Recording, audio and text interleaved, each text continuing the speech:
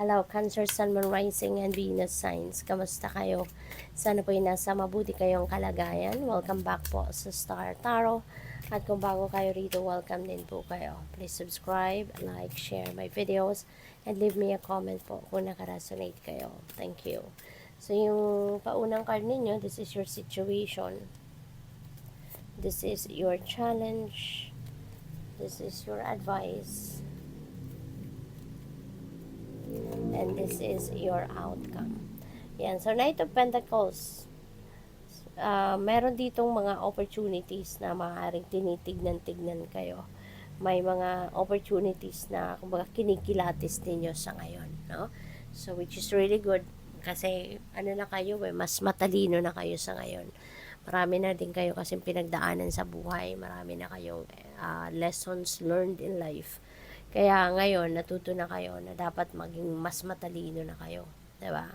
Sa pagdedesisyon, sa pag-iisip, diskarte sa buhay, yung ganun. So, ngayon, ganun kayo. No? Pinag-aaralan ninyo yung mga oportunidad, pinag-aaralan ninyo yung mga offers sa inyo. No?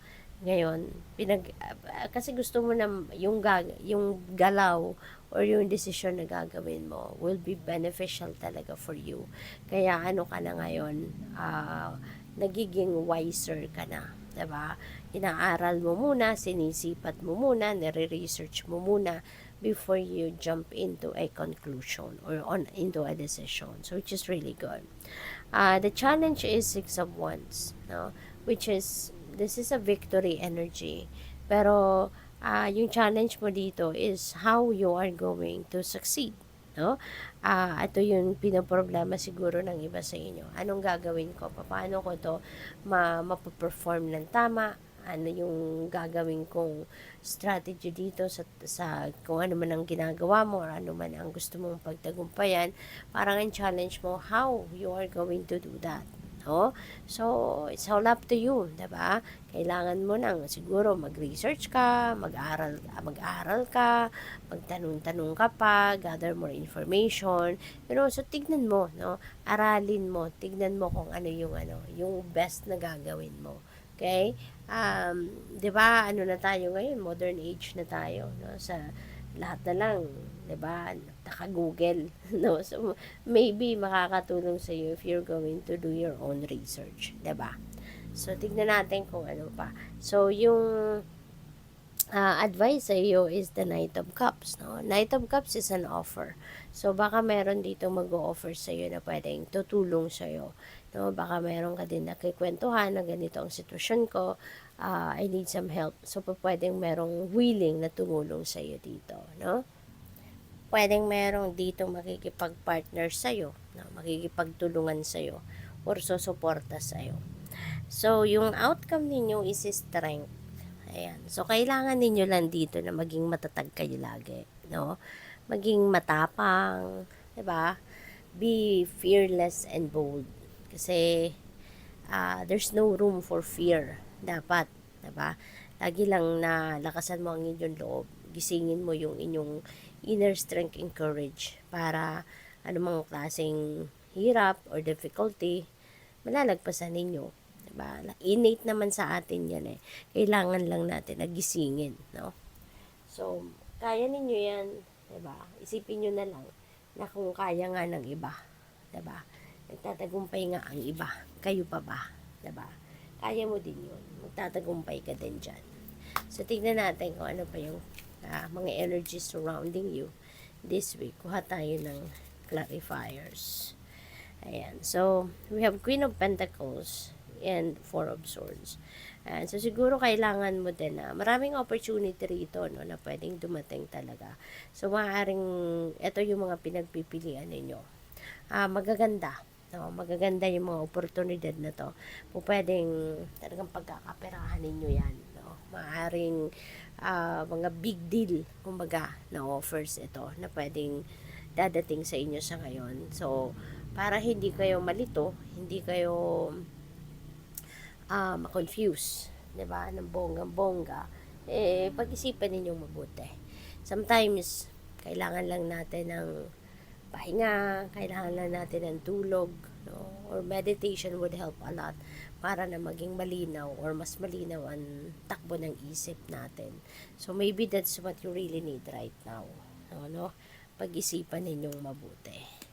So, for Six of Wands, we have Temperance. Ayan, patience. Okay?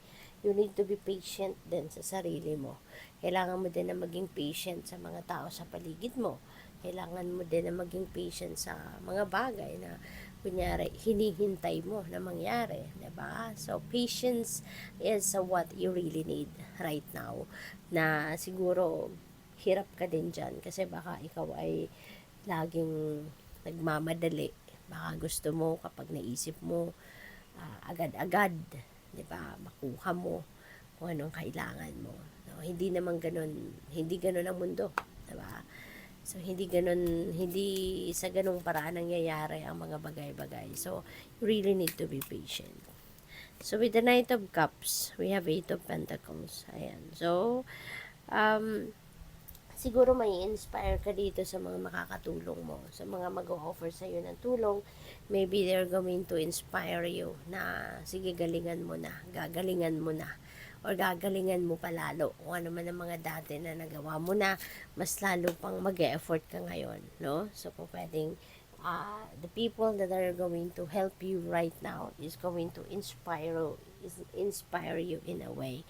So, we have 10 of Wands. Ayan. Papagod na kayo, no?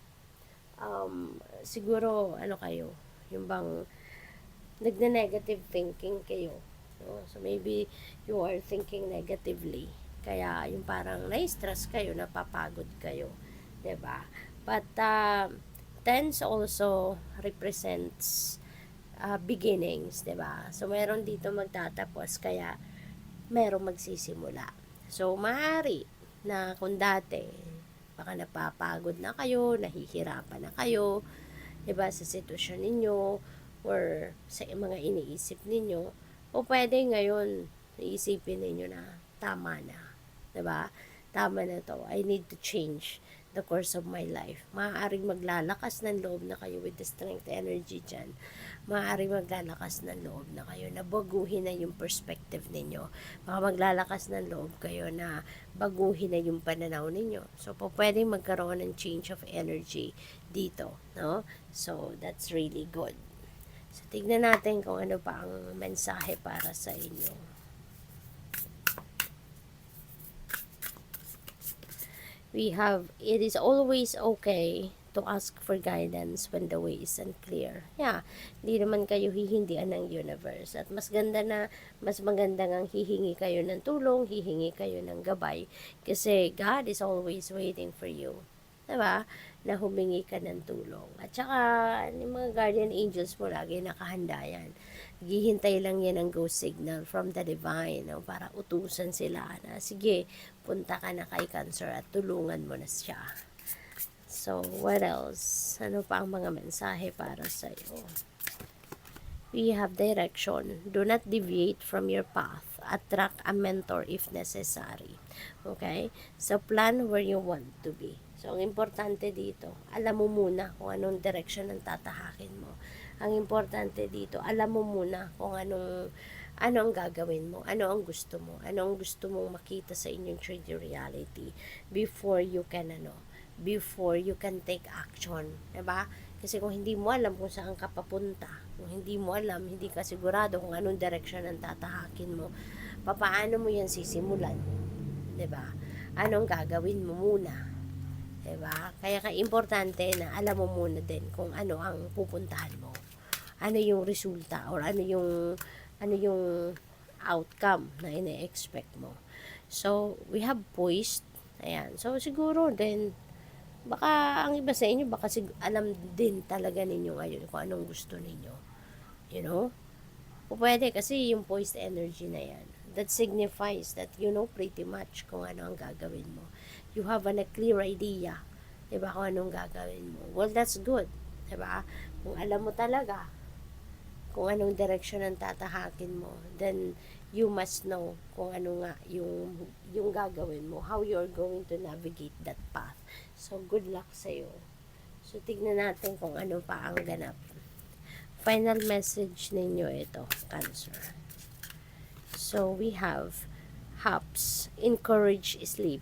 Use hops in sachets under your pillow to promote deep and restful slumber. Ayan. So, hindi ko to kilala na halaman na to. So, but yeah, kung meron kayong, kung alam niyo to kung ano yung halaman na yan, no? Nakakatulong daw ito na makatulog kayo. 'Di ba? So, kung meron kayong ganyan, 'di ba? Sundin niyo 'yan. Sabi dito, ilagay lang daw sa sachet under your pillow to promote deep and restful slumber, 'di ba? So, good luck sa iyo. Thank you for watching Lemon Light. Namaste.